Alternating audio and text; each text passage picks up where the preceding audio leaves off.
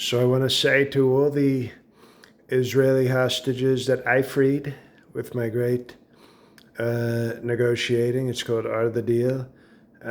Shalom, shalom, Chalamet, Timothy Chalamet, to all you Israelis who I freed.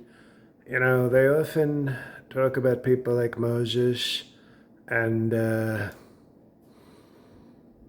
other Jewish people as well that did great things. And I think they did great things, but I think when they do the new Bible, when we issue the new Lee Greenwood, Donald Trump Bible 2026 edition, when you open that third testament, there's going to be a third testament, and it's going to be called the Book of Trump.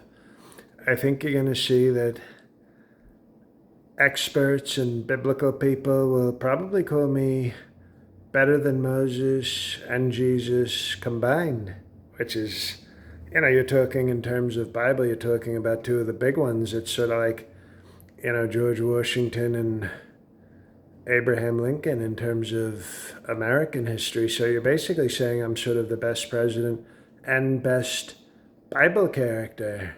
You know, you're kind of a nice show. He freed the Jewish people from Israel. He also did great economic things, and he also had sex with many, many beautiful women, most of them very strong in terms of consent. So I think you're talking about maybe the greatest biblical. I think we should start a religion. I think, what do you think, hostages that I just freed? I know you know, Bibi has the deep voice, and he had said to me, Donald, can I kill more people? And I said, Bibi, a little bit more. You can kill. He has a few more weapons. You can kill a little bit more. Just a few. Just a few.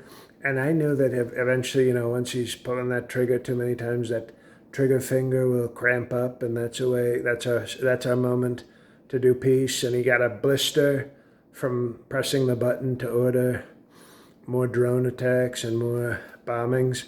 And once he got that blister, he said, "Oh, I have to take time off. Does anybody have Neosporin and a Band-Aid?" And I said, "Well, why are you doing Neosporin and Band-Aid? Why don't we do a ceasefire? Okay?" And he said, "Maybe." And I said, "Okay, let's make a maybe a yes." And that's how I negotiate a great peace.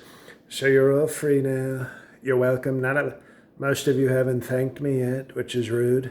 You know, some of you are hooked up to IVs and getting intensive care treatment, but you could still say thank you.